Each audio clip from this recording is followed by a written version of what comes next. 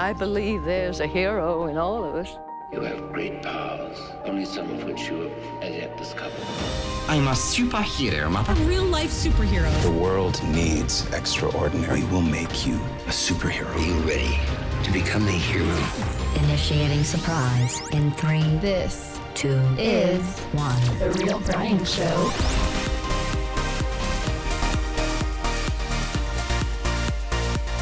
Are you ready to shoot the breeze? You know, anything goes on this show. It's positive. It's a variety. We nerd out on the things that we're all excited about. We unleash our superhero to be and live the life we want to live and positively impact those around us. And we have fun. So let's end this week right. Let's talk about some fun generational uniquenesses that Captain found. Wheel of Time, Expanse, Peacemaker, other shows we're watching, new music, some cool things that I learned in a conference last week, and our perspectives on everything, because you know what? Our perspectives are always right. You guys are retarded. Let's rock it!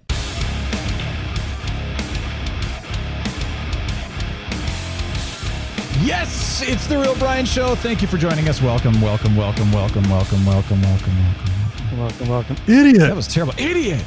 You guys are retarded. We don't really believe that our perspectives are always right. I mean, most of the time, sure, but, you know, once in a while. In fact, there was this one time where I thought I was wrong, but I was mistaken. It happens. It happens. I know. To the best of us. You get it. Yeah. So anyway, you know. Yeah, you know. You get it. You get it. Welcome to the Real Brian Show. Thank you seriously for joining us. Really appreciate it. And for those of you listening on the podcast, let us do it to you in your eardrums. And for those of you here on YouTube, thank you so much. We really appreciate it. We're just, I don't even know what that just meant. Well, he didn't mean it like that. No, it's... Yeah. You guys are retarded. I know, man. I'm just going to say it again. Like oh my gosh. Dude, so guess what just happened? Microsoft bought Blizzard. Yeah. I know, weird. What? I mean, what? What? Okay, so... Activision Blizzard, yeah. For those Call of you of who are Duty, like... World of Warcraft. Blizzard, wait, the Storm got bought? Blizzard, the gaming company. World of Warcraft, Diablo. Overwatch, StarCraft. There's a lot in there, you know. Although Call of Duty is by far their biggest title these days. So that's true. Okay, so in my experience with Microsoft, whatever they touch kind of craps out. Interesting. They bought Skype. Skype used to be amazing, and then they bought Skype, and Skype sucks now. No one uses it either. So well, I know. So then you look at, and then of course Microsoft just puts out stuff that's never ready. You know, it needs 14 billion patches. Then there's the other side of things where you've got anything that's part of Xbox Game Pass, which is Microsoft's service, always has problems. Always. You know, you probably will not have a problem with that game on a different platform if you're on Steam or something else. But when you're on Xbox, you will very likely have a problem somehow. And they don't fix it. I'm a little worried. I'm not going to lie, because one thing about Blizzard is even though it takes them, 40 years to get a game out, like, hey, Diablo 4 they announced back in, 1965, still hasn't come out yet. That's takes impressive. Them forever to get a game out. But the truth is, when it's out, they do a very nice job of making sure things are optimized and everything works out really well. I'm really worried that Microsoft is just going to kill things because they are notorious. I'm sorry, I'm a little biased here, but they're notorious for kind of killing things and putting things out in ways that it's not optimized, it's not ready to go, it needs patches, all that. Then again, maybe it'll be fine. I don't know. It all depends on how much they allow Activision Blizzard to manage themselves after they buy them. So for some weird reason in the corporate world, whenever one corporation buys out another corporation, they do they do a merging of staff, right? But in this case, though, they do a merging of staff and then they fire, they lay off a bunch of people to economize their workforce, right? Yeah. Well, especially in the upper echelons. But when in this case, Microsoft, I mean, I don't know how much of a merge there's going to be. They're just acquiring Blizzard and Activision. So true.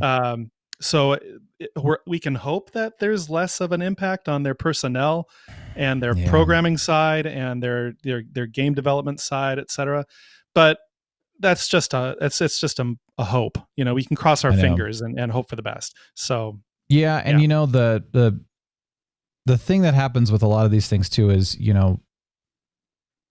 corporations get in and they make decisions based on numbers, based on money. Right. Always. And they really do not consider the people at all. Like the consumers, they don't consider the people that are working for Blizzard or anything like that. This happens everywhere. And only insofar as it impacts their bottom line. They do, but only insofar as it impacts their bottom line. Yeah. Which can be good, but a lot of times usually is not, and it usually does kind of impact. So, I like what 7Blue7 said, is that clearly there needed to be a change, though, in the Blizzard leadership. Obviously, there's been a lot going around with some of the stuff that's been happening with some of those people, which was not good, not healthy, certainly not respectful in any way. So that's okay with me, as long as it's not going to impact the games and the quality of the games that they're putting out. What if they go, oh, well, what the heck? We'll make World of Warcraft a free service. Well, that would be fun. We don't have to pay for it, but then I guarantee things are going to go downhill and there's going to be bugs galore and stuff. So who knows? We'll see. I mean, I'm hoping for the best. I hope this is a positive move, but I just have never seen a positive scenario where when Microsoft has bought something that it's gone better. It's either stayed the same or it's gone downhill. But interesting. I don't know. I mean, it's not, and I don't hate Microsoft. It's just they're big, man. They're big and they're notorious for putting things out before it's ready. That's my thing. I hear you. Yeah. We'll see what happens. Well, yeah, we'll see what happens. It is, but that was a very surprising development. We just noticed this week. So I think the other thing that I'm concerned about, and this goes for anything though, is when you get too many large corporations buying out others, then you start to get into that monopoly problem, which then as a consumer, you pretty much get screwed because they're just going to say, well, hey, we're the only ones, so eat it. Well, Comcast / Xfinity did that a while ago. They ended up kind of buying things up, and then all of a sudden they were kind of the only provider for us here in Colorado. Well, I mean, really the only one that actually worked. There was other providers, but they weren't even on the same page when it comes to speed or anything like that. And they knew it, and they charged for it. And they kind of raised their middle finger at you and kind of said, oh, well, we're the only ones. Well, then a competitor came in locally, and now they're kind of like, oh, we better give you service, and we're going to give you deals, and we want your business because you might go to this other company. And that's what I'm saying. Like, competition is so good. It's so healthy. It's needed. I took business law. I mean, I was a business major. My gosh, one of the biggest concerns is the whole monopoly side of things. And so you got to be careful about that. Lack of competition. Yep. So praise the indie game makers, I guess. Well, yes. Even though there's almost no indie games that I have ever played or bought, because I'm a little skittish about indie stuff. I know that's all on me. That's my fault. I'm a AAA games guy. I just am. I know. So, but see, that's the problem in general, because you talk about podcasts, you talk about YouTube videos, you talk about movies, you talk about music, you talk about games. What do we do? What do we consume? The ones that we're told about, the ones that have a multi-million-dollar budget, well, or even a big budget. Let's just even say, they have a big budget, period. They get it in front of you and you go, well, it must be good because somebody told me about it. It's been marketed well. I mean, you've said how many times you hate marketers, but the truth is that that's what we consume. And we don't know about everything else that's out there. If I had a genius crack marketing company for The Real Brian Show, dude, we'd be retired, man. Well, speaking of interesting things about YouTube and podcasting and stuff, I was actually on a really cool online conference this last week, which was neat. It was good that they did an online. Obviously, they're not sure about doing in person and all, but they did a really cool. It was a cool scenario with all Zoom based. In the past, I've been to some of these online conferences, and they'll do more YouTube style. You're watching, you're a spectator, you can participate in the chat and the comments and stuff like that, but it's not really that interactive. This was one giant Zoom meeting. It was so cool. Now, granted, they ended up having to break it up into 2 different rooms because I think you can max out at like 120 people or something like that per room. Okay. So that was really neat. There was a lot of interaction though. And then what they would do is they would periodically break us up into rooms of 6 people where we would discuss things we've learned, things we want to apply. That was cool, by the way. Interesting. And the other thing that was really good, and I liked this because most conferences, they'll bring speakers that are teachers, coaches, business people, and that's really all you learn about. And you think about, okay, YouTube clearly, podcasting and YouTube is clearly far more than that. And I've always been saying, why can't we have speakers at these conferences that are gamers or they do something in the entertainment business? How did you become successful with that? They did. They finally did. They brought actually a couple of gamers in. They brought of course, the coaches and the business people as well. But they also brought people that are in the music industry and did some other things. So it was really, really cool. So I feel like I finally learned some stuff, which was, kind of refreshing to see this. And so far, this is probably the best conference I've been to as far as the takeaways and the interaction. Now, granted, nothing beats being in person, unfortunately.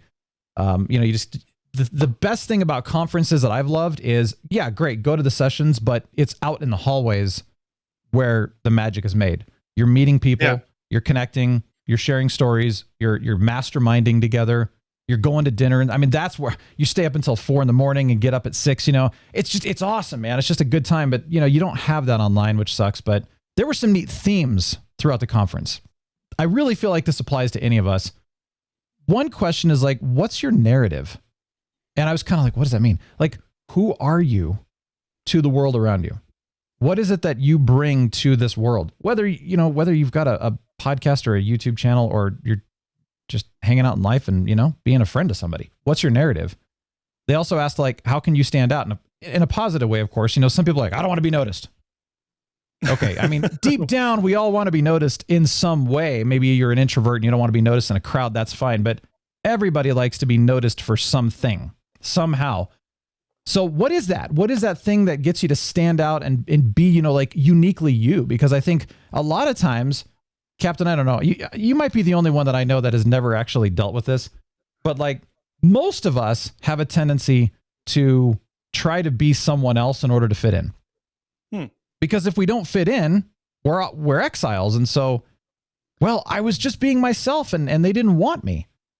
Well, then I guess I better change who I am in order to be accepted so that I have friends or whatever. Interesting. It happens all the time, by the way. In fact, most people I know have gone through this. I seriously believe actually you're the only one I think I know that has never, ever dealt with that. At least that's what you've told me. So I don't, that's hard to say. That's a really good question, Brian. I'm trying to think of when a circumstance would have arisen where I felt, and being perfectly candid, where I felt like I needed to be a different person. Now, I can tell you that I've had groups of friends where I acted differently around that group of friends. Like I played a different role in that group. And so my personality would change, but it wasn't to fit in with those friends. It's something that I established with them without anything being said. And so, yeah, and I've done that too. I've done that, but I can't think of an instance off the top of my head where I've had to, where I've had to modify my own narrative, if you will, or my own personality or whatnot because I felt like I needed to fit in. I think about nerds and geeks right now are cool. But when we were growing up, and actually it wasn't even that long ago that nerds and geeks were still really not accepted. But now it's kind of like, oh, we should probably include them. In fact, there was even somebody I met with, that in our city that was trying to, bring visitors and stuff like that. And I brought up the whole nerd geek community and she looked at me like, why would we want to represent those people?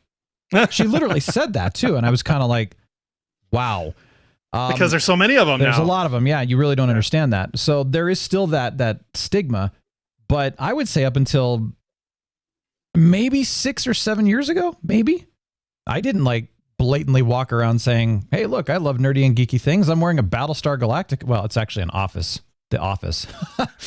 Something Dwight says. But, it says Battlestar. I would never wear this 6 years ago. Never. Because I know that I would have been made fun of. So, I mean, never. Oh yeah, never did I ever admit that I was a nerd or geek to most people because they would not have accepted me at all in any way. Like even from a business standpoint, I would have said, hey, I'm a nerd or a geek. They probably would have been kind of like, okay, cool. Nice to meet you, but we'll call you. And even Pat Flynn. I mean, there are those of you who know Pat Flynn. He did not really embrace his geek and nerd flag until about 6 or 7 years ago as well. Before that, I mean, I knew he was, but he was really holding back and you could tell. And then all of a sudden it was like, okay, he's just going to wear nerd shirts. He's got, the Mandalorian helmet, Stormtrooper helmet in the background. I mean, clearly he's a nerd now, but he always was. He just didn't really admit it because it wasn't cool to. So, I mean, that's just an example of where I changed who I was in order to fit in with the people that I was immediately interacting with because I knew that I wasn't going to be accepted. which is ridiculous, but it's true. I mean, I've just been seeped in the nerd geek culture for decades now, and I mean, ever since college, I haven't ever felt the need to fit in anywhere really. I've just had a set group of friends that come and go more or less, but I mean, I've just had a set group of friends that were all mostly engineers, who were also nerds and geeks, if you will, and so I've just been in that zone since basically the early 2000s. Yeah. Well, I mean, for those of you who have experienced this, which I'm assuming is a lot of us, I just want to encourage to say that, at this point, really the world, there are some things about, the narratives going on in the world right now that I struggle with, but at the same time, there is a very powerful thing going on right now, and that is to be you, be uniquely you. The world needs that. The world wants that from you. Don't be ashamed of it. And that was a huge theme throughout this conference that I really appreciated. And in fact, another theme, which I liked, in fact, I told you this one, Captain, was the quote, "I am an experience, so make it a good one." And that's true. Right. Yeah. Each and every one of us is an experience in some way or another. Right. And do we make it a good one or a negative one? Right. That's inarguable. Yeah. So. Yeah. I really love these kind of quotes, though, that they were talking about, and the themes about, really understand your narrative and, understand who you are, be yourself. In fact, there was actually one guy, this was another interesting thing, where he was saying, be yourself, but there's a line between here's what the world needs and here's what you need to keep to yourself. In fact, that even goes back to the whole friendship. What is it? Might even have been Maslow's hierarchy. I'm not even entirely sure, but there's the, okay, we're going to do the meet the parents thing. You're in the inner circle. There is an inner circle of people in your life that get to know who you are fully and intimately, and everyone else really does not have that privilege. True. Because there's just not that depth there. So there was a guy talking about, protecting yourself too. There's so much people should know, and there's stuff that they shouldn't know. There's just, they don't deserve to, or they don't need to, or whatever the case may be. And I thought that was interesting. I've never heard that before. I mean, I've heard it from other things, but I've never heard it at a conference. So I really appreciated that. Then the last thing I'm going to say is, and this was a big theme too, make a 1% improvement on one thing, whatever it is you want to do, each time you do it. So that can be in any aspect of your life. And I love that because 1% is so small, but if you just keep making a 1% improvement, it's just going to be massive over time. So every time you do it, right? Stressful. What that does is it makes you mindful of what you're doing. Yeah. If you apply that principle to yourself, it makes you mindful of what you're doing every time you do it. Yeah. And then you're always striving to improve. So that's a mindset shift right there. It's to make the 1% improvement. That's a really good one. I think it's important to do on everything. I mean, food you eat, exercise, sleep, attitude. Oh my gosh, attitude right now. That's a huge one. Every one of us suffers from attitude challenges, especially in the state of the world around us. That's a great one. Make a 1% improvement. And I just remembered another one, actually. I totally forgot about. Unsubscribe to people, not necessarily, this isn't just about social media. Unsubscribe to those who are not aligned with you. And I really liked the way that was worded, because it's not saying that you get, like, Captain, you and I have different beliefs on stuff. And a little bit. Yeah. Well, but even if we do, it's not like we hate each other. We don't get in a fight over it. It's no big deal, right? Yeah. We don't have arguments about it. But you and I are still aligned in many ways. And so I think that, it's not about beliefs. It's not about opinions on something. It's not whether you like the Matrix or hated it or not. It doesn't matter. But you're unfollowing, you're unsubscribing people who are not aligned with you and your values and what you stand for in this life and stuff like that. And, or they don't respect you for those things. And I think a lot of us are afraid to do that, but it's been amazing. Some of the unfortunate interactions that I've had recently. And I take a step back and I just say, maybe it was a healthy thing to have that split, even though I hate that. I hate having that split. Maybe it was a healthy thing, at least for now. Right. Because to let the wound heal for a while and then pick it up again later. Well, and to just not have interactions that were unhealthy and bringing me down or bringing that person down, and just not being, because, people influence you whether you like it or not, whether you think it does or not. You are influenced by people. That's one of the reasons why, I try to be very careful about who I'm around, because it's like, somebody's going to tell me something and it's just kind of like, it's going to influence me somehow, whether I actually realize it or not, somewhere it's going to come out that I was like, oh shoot, I was influenced by that. And I didn't even realize it. So that's why I don't read reviews before I want to watch something, because I don't want the reviews to influence me. I know. And I used to, and now I don't because of that. So anyway, well, there you go. I just want to, one more thing. This one's cool. One of the conference mates, the actual guys that was there, was Mike Quinn, who played, now I don't know how to pronounce this, but Nian Nyum, something like that. Anyway, Pancake Face. So Return of the Jedi, that's what we used to call him. Return of the Jedi, you know, when the Millennium Falcon, Han Solo gives it over to Lando to take on the second Death Star.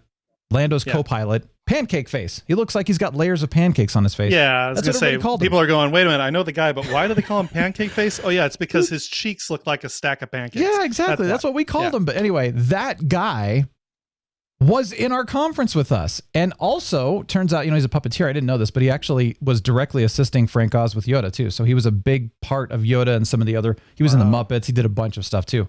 So anyway, he was there and I was just like, honestly, wouldn't that be fun? Yeah, what a cool, and he was so nice and cool. And he's like, anybody want to connect with me? Here you go. So I'm actually going to reach out to him and see if he'll be on the show. Who knows? I mean, you know, he's an actor. He's done a lot of stuff, but maybe it'd be fun. Well, dude, I'm excited because you found something, and I don't know how, we've talked about this a lot on the show. I love talking about the generational side of things. You know, okay, well, Gen X, Gen Z, millennials, baby boomers, you know, what are all the differences? How do we all, it just fascinates me. I love the whole psyche thing, but you found a bunch of stuff. So tell us. This is, oh, by the way, this is like half nerding out, half origin too, which I think is kind of fun. This is taking place of the origin this week. So I got curious last week about the exact definitions of the generational, what it turns out are called cohorts. I don't know how many of you knew that. Generational cohorts such as Gen X, Gen Z, etc. And I found that the generational cohorts are not only a sociological tool, they're not only a sociological categorization, but also they're a marketing tool to help to categorize consumer behavior. And so there's a ton of info online, but the best article I found was on Kasasa.com, which I believe is a lending site. But it was a really good article about this. A common source of confusion when labeling generations is their age. Generational cohorts are defined loosely by birth year, not current age. That statement confused me because birth year defines your age. So that sentence didn't make much sense, but let's keep reading. The reason is simple. Generations get older in groups. If you think of millennials as college kids, 18 to 22, which I do personally, then not only are you out of date, you're thinking about a stage in life, not a generation. Again, weird. I can't quite wrap my head around that. Millennials are now well out of college, as it turns out, and that life stage is dominated by Gen Z. Yeah, time flies, man. So really, what started me thinking about all this was because something I was listening to. They mentioned Gen X, or they mentioned some generational cohort, and I thought, you know, I still don't agree. I still don't get why millennials are counted as, you know, as born when they were. I personally would have thought that millennials would be, or actually also Gen Y, would have been people born like after 1990, for example. But no, it's people born after 1980. Those are millennials. So I think it was they would be coming of age around the millennium.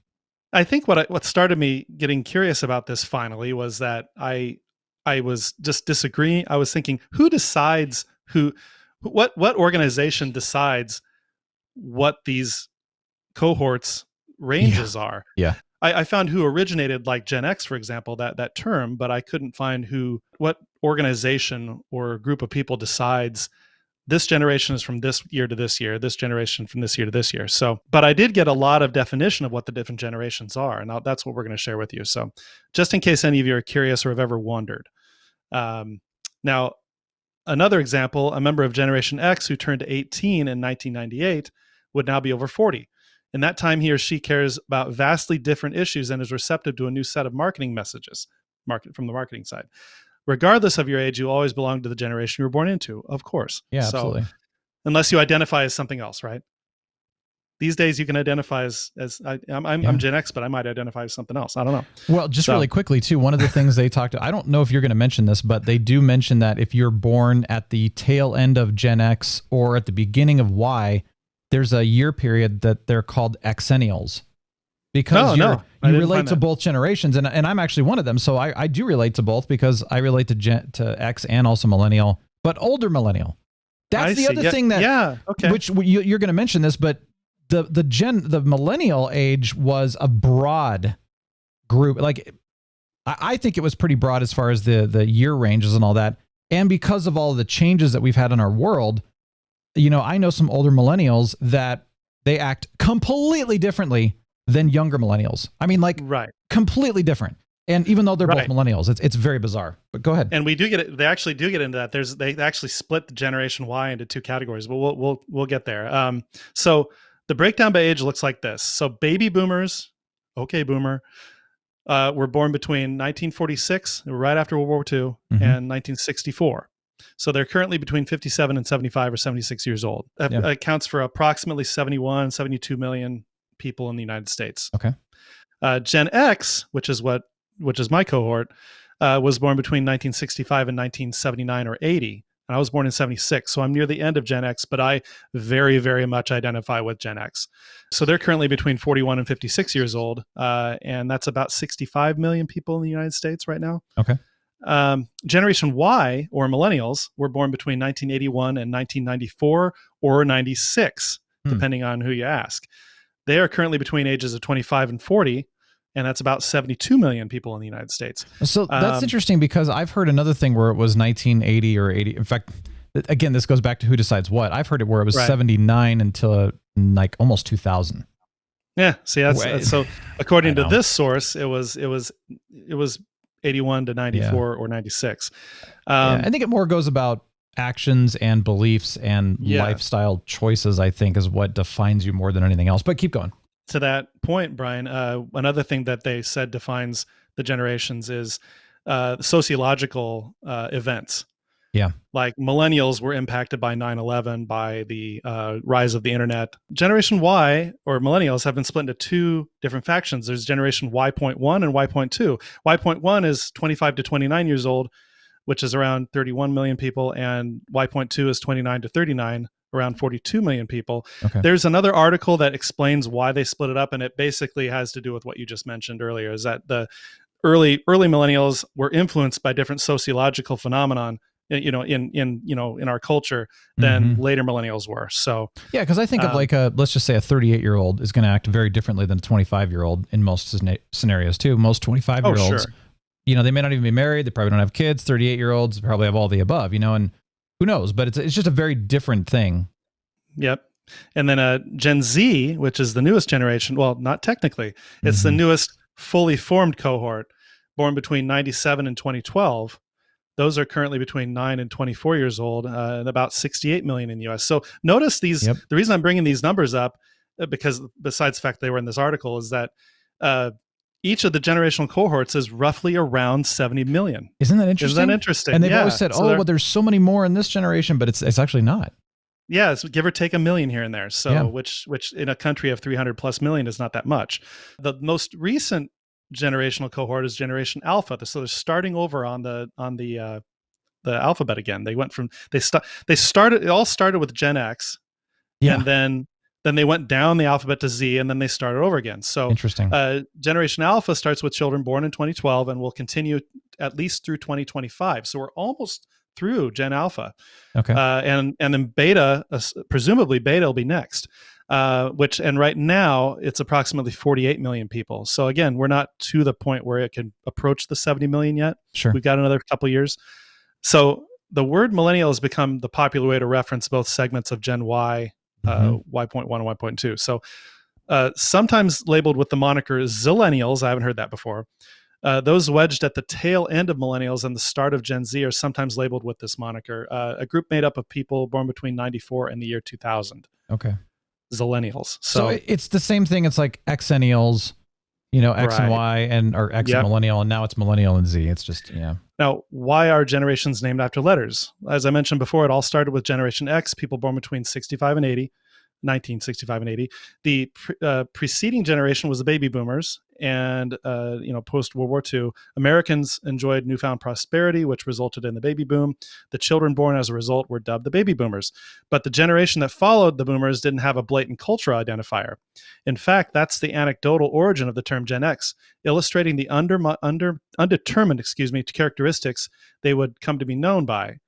Depending on who you ask, it was either sociologists, a novelist, or Billy Idol who cemented this phrase in our vocabulary. But Billy Idol, because his first band was called Generation X. That was his first punk, but before he went solo in the 80s. I didn't know that. Okay, he was in a band called Generation X. From there on, it was all down alphabet. The generation following Gen X naturally became Gen Y.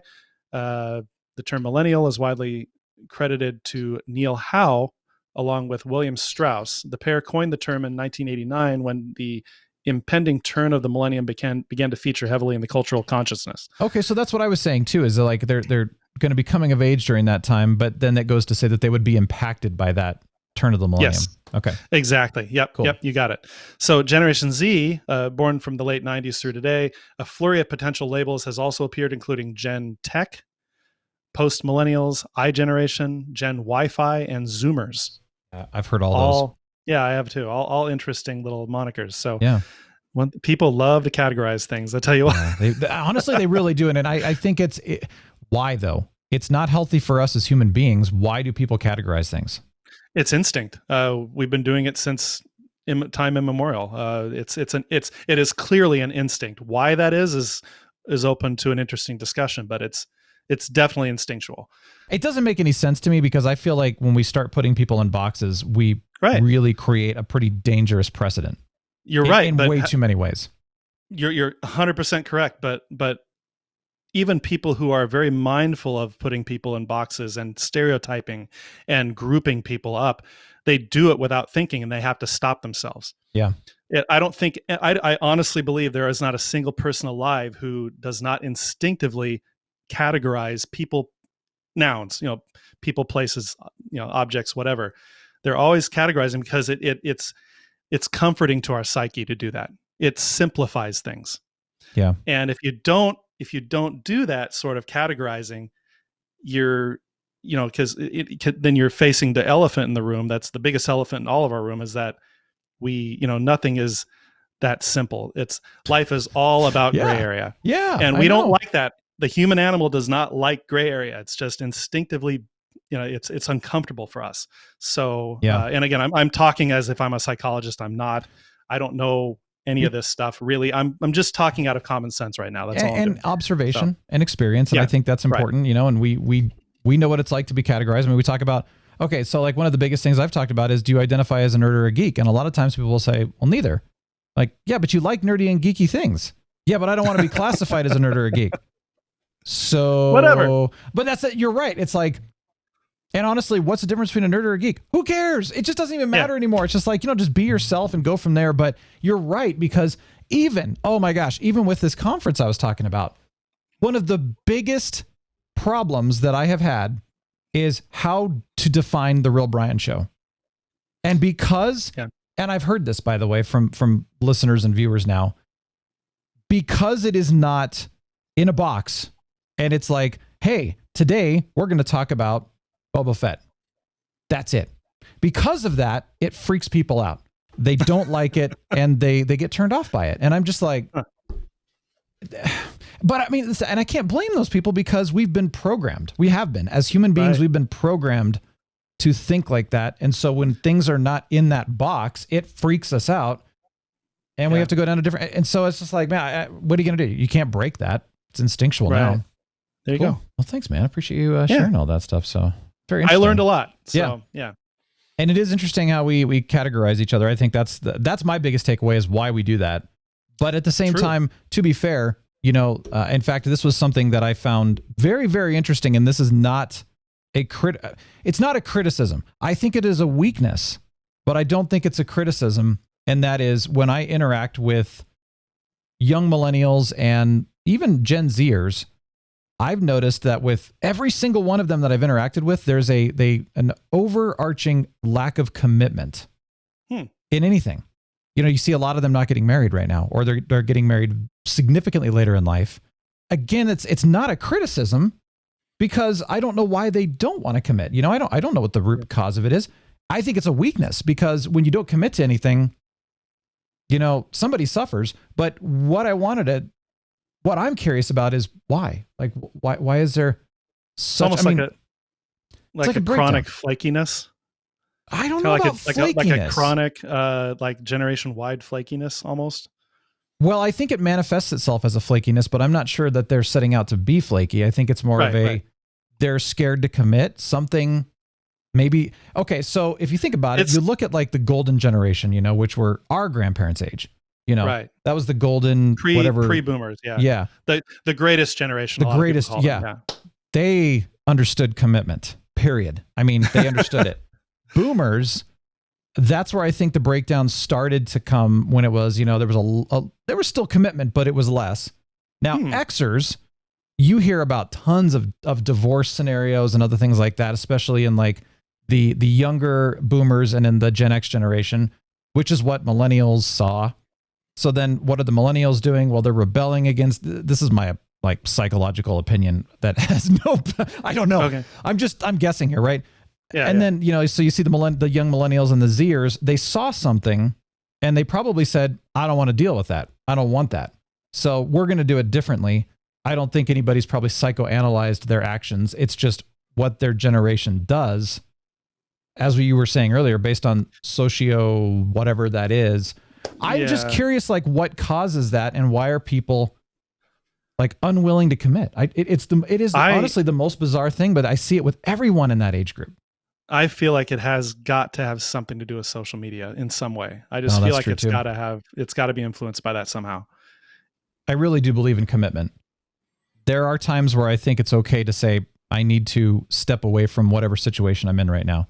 You know, contracts, agreements are there for a reason. Most people do not follow them anymore. And in fact, if somebody breaks a contract, they're not held responsible. There's no consequences. I think it's ridiculous, but then why have a contract? Yeah. Exactly. But then it's like nobody's protected. So there is a value to commitment. I firmly believe there's a value to commitment. And I think it's called integrity. It just establishes integrity with other people. But it's also an intention. It's to say, okay, we're going to go through tough times. We know that, right? There is no such thing as roses and unicorns and rainbows and fluffy bunnies. And it's just like, come on. There is. Well, there is. It's called Whimsy, Dale, and Shire and Diablo. But, you know, what frustrates me is when the going gets tough, people, they run. And it's just kind of like, come on, guys. Like, the going's going to get tough. Fight through it. Get through it. Come out victorious on the other side. The relationships that are sustained through that difficulty are so much better on the other side. You know, commitment is a beautiful thing. Why don't people want to commit? I don't get it. And it's the easy thing. And honestly, sometimes it's okay, that friend pissed me off, so now I'll just forget. I don't want to talk to that person anymore. It's easier that way. So it is easier. And again, that's why I think social media has a role, because we've talked about this before. Social media has enabled all of us who are engaged in social media to back out, to ghost people, and it's totally socially acceptable because everyone does it. It enables that phenomenon, and so that phenomenon kind of gets stuck in the psyche, and you just start to do that in other applications in your life. So, how many of us have snoozed or unfollowed or unfriended people that we didn't like what they were saying? I think all of us. Let's be honest. Even me when I was back when I was on Facebook. Yeah. Even though it's been 6 years, but it's the easy thing to do, and I get. And again, you know, we don't have enough time in life to be around toxic people and toxic scenarios, and I'm 100% on board with that. Right. And sometimes you need to distance yourself from that. And so, but here's the other thing too, is that are you willing to have a tough conversation with somebody, and are they willing to receive what you're saying, and are you willing to listen to each other, work out whatever the issue is, and again, come out victorious on the other side. Now, most people are probably not willing to do that. It's too hard, don't like conflict, etc. And they don't have to. Well, and that's the thing, you don't have to. And then the other thing is that sometimes when you bring this stuff up, the other person's not willing to receive it, and they're just immediately like, screw you, and then boom, you know, slam the door in your face and it's all over. It happens way too much, and we're also bombarded with it on television and movies. In fact, Superman and Lois season 2 just came out. Yeah. Well, first of all, I love the show, as you know that. And the first episode is fantastic. But in the first season, they really embodied family values, strong marriage, strong family ties. It was wonderful to see this because you just don't see that very often anymore. And then in the first episode of season 2, well, there's some issues, you know? It's kind of like, okay, Clark and Lois are having a little issue. And actually the entire episode was kind of riddled with some relational issues, which I found to be kind of, now that I think about it, it's interesting. And instead of going to each other and saying, we need to work this out right now, they talked to their friends about each other and gossiped. And I was just like, dude, you're married. Go talk to your freaking wife. You know, come on. This is ridiculous. It's not going to help. And it's, so we're bombarded with that. That's not new, though. That phenomenon is not new. That's ages old. I know, but it doesn't help when we're being like told that this is normal and that we should do this. Dude, if you're not talking to your spouse or your significant other and you're talking to your friend about her or him, no. Yeah, it's a downward spiral. Yeah. It really is. So anyway, I appreciate this. And again, maybe I probably did come across as being a little critical to those who are not committal. But again, that was not my intention. It's more of a, why is it going on? It's not healthy in the long run to not commit. Again, in a toxic scenario, it's okay, but it's good to commit. It's a beautiful thing. And so I just want to encourage people that are afraid of commitment to explore that and find out what's your fear, what's causing it. Can you overcome that? Commit to showing up to your job and not flaking out, you know, because you don't feel like going in or something like. I mean, there's stuff like that happening all over the place right now. I am very curious to know the root cause behind this kind of stuff. But we all have past hurts. We all have something that causes us to behave a certain way later in life. That's not our fault. It happened to us. What is our fault at that point is, what are we going to do with it moving forward? Are we going to do something that makes it healthy for us? Or are we going to do something that harms us? Right. Well, I'm going to make this really quickly because, by the way, that was a great discussion, and I appreciate you bringing that up. And we were going to talk about all the TV stuff that we're watching and stuff. But you know what? I'm kind of glad that we took most of this episode on this because we've done a lot of, you know, watching heavy kind of stuff lately. So this is fun. I really appreciate it. But I just want to remind you that we are reviewing the Book of Boba Fett episode by episode on the YouTube channel. So if you're just listening to the podcast, make sure to go to the YouTube channel. It's just youtube.com/TheRealBrian. You can find it. All of the episodes are in there. We've done 1 through 4. We're going to keep going through the rest of the show. And we're going through stuff, you know, like I'm still watching Cobra Kai. I know you're done. We'll talk about that later. Yeah. I just checked out Peacemaker, which was one of the characters from the most recent Suicide Squad. It's John Cena. Yeah. It's his own show. And it's I haven't finished the first episode because they're longer episodes, which I appreciate. But it's just like, wow. Some of it's hilarious and some of it's just like, did not expect to see that. So I can't wait to see it. It's interesting. I think you're going to like it, actually. It's a very interesting, there's some funny humor and stuff in there too. But anyway, it's typical DC TV now where not Arrow, but Titans and you know, the Doom Patrol style. So very, I think it's pretty R-rated at that point. And I mentioned Superman and Lois is back. Another one I wanted to mention, which I thought was really interesting, is you know Jules Verne, Around the World in 80 Days? Yeah. Well, classic. PBS, their Masterpiece production company, you know?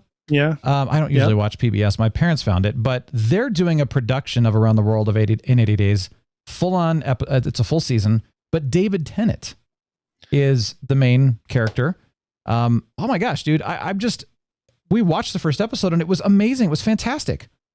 What is it? Is it a period? Is it like Victorian era, like the original, or is it a period piece?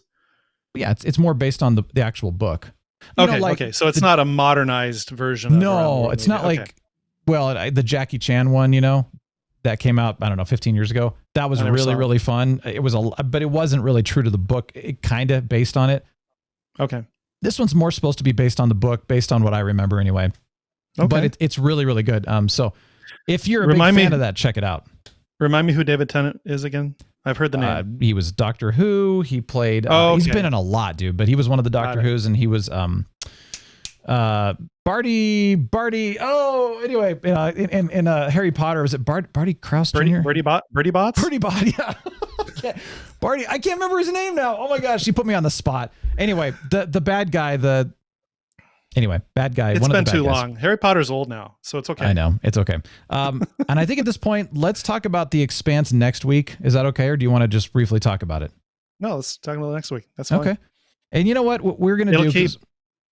Yeah, and everybody's, whether you finish it or not, it had 6 episodes. You've got some stuff you wanted to report on it. By the way, special thanks to Spider-Pan. He posted a very interesting graphic, which is one of the screens of the vitals that you'll see in the last episode. Yes. He posted that in the Facebook group. Make sure to go check that out if you're not in the Facebook group, by the way. Links are in the description below on YouTube and in the show notes for the podcast. But the names they put in there, if you're a sci-fi fan, wow. We'll talk about those next week. Really good spread, yeah. Yeah, and then Wheel of Time, we wanted to kind of give our final thoughts on, and I still, maybe we should ask our friend if he wants to come on and talk about it, because there's some interesting stuff on that. And I finished Ghostbusters Afterlife. I know that's like old news if you saw it in the theater, but it just came out on streaming like a week or so ago. So, some of you probably haven't even seen it yet. I want to talk about that as well. So we'll get into all that next week, just because there's a lot of fun stuff in there. I also have some new music that I'll save for next week as well. But my gosh, it's just fun. But keep checking out the YouTube channel. There's a lot going on with that. I before you said, I also want to mention that next week I also want to talk about the Final Fantasy VII remake and my experience with that. Yes, I've got to nerd out about that. I have to.